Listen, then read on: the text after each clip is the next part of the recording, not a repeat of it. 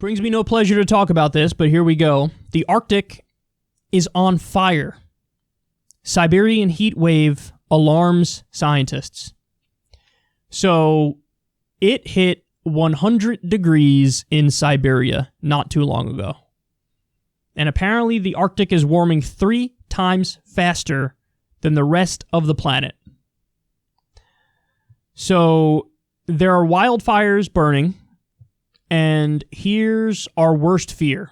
They say in this piece, quote, persistently warm weather, especially if coupled with wildfires, that's happening, causes permafrost to thaw faster, which in turn exacerbates global warming by releasing large amounts of methane, a potent greenhouse gas that's 28 times stronger than carbon dioxide.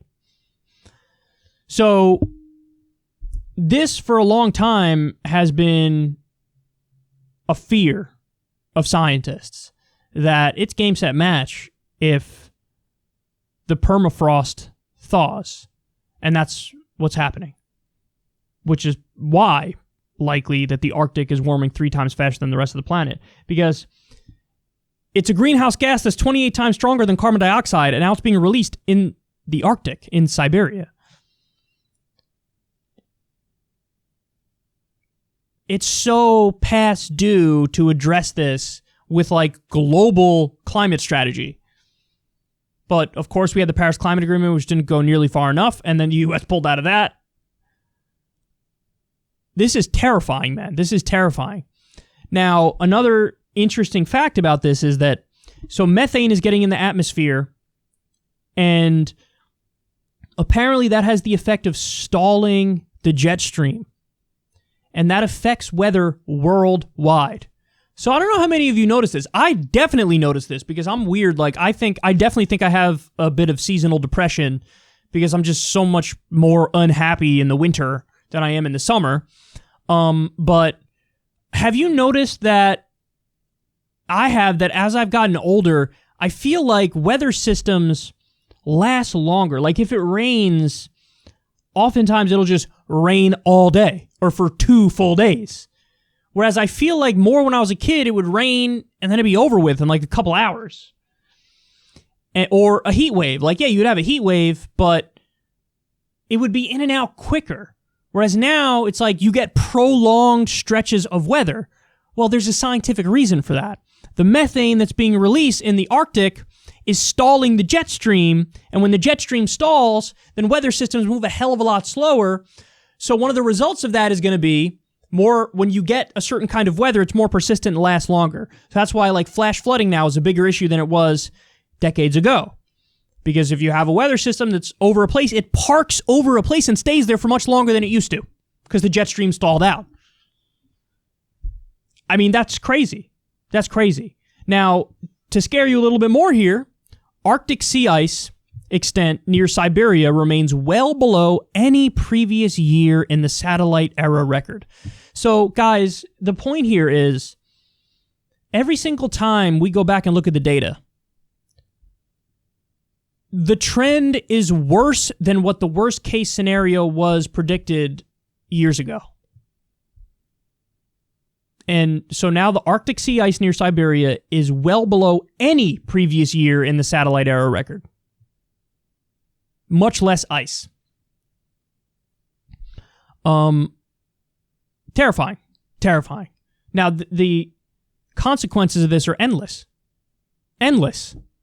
You know, we've discussed it before, but on top of sea level rise, with climate change, you're going to get wars over water at a certain point, where, like, places run out of water to drink, and then there's wars over water.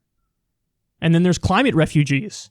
And you have certain places, like in the Middle East, for example, they become too hot for human beings to live.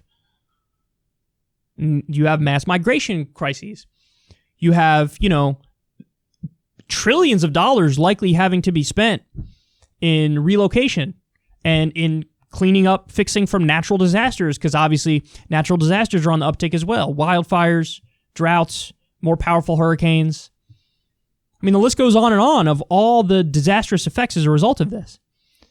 And it massively will impact the global economy.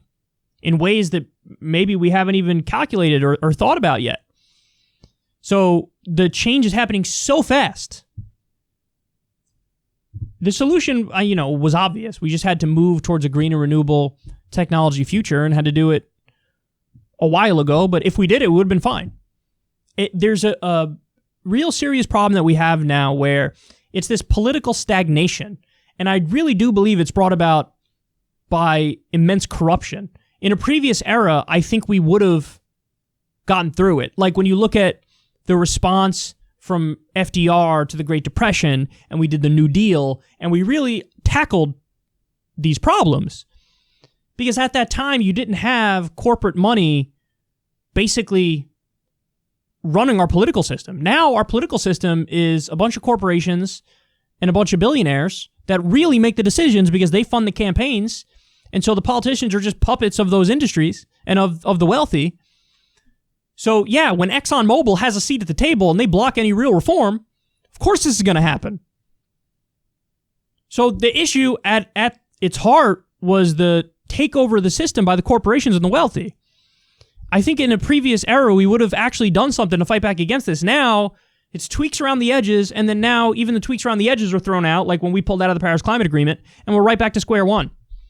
It's really crazy that we have this political stagnation, and I don't know if we'll ever get our act together. I think I've been morphing into a long-term pessimist because the scale of the problem is so large and our response has to be so huge, and we're just not up to the challenge at the moment, and it's terrifying.